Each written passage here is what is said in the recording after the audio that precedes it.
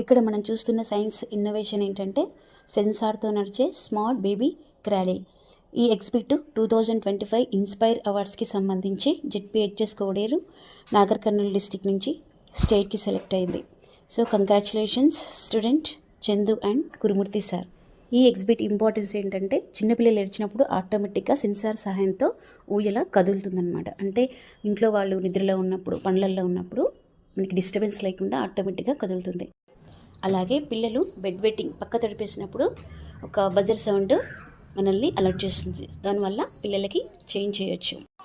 ఇది ఈ science innovation యొక్క ప్రత్యేకత. ఈ ఇన్ఫర్మేషన్ మీకు నచ్చింది అనుకుంటా.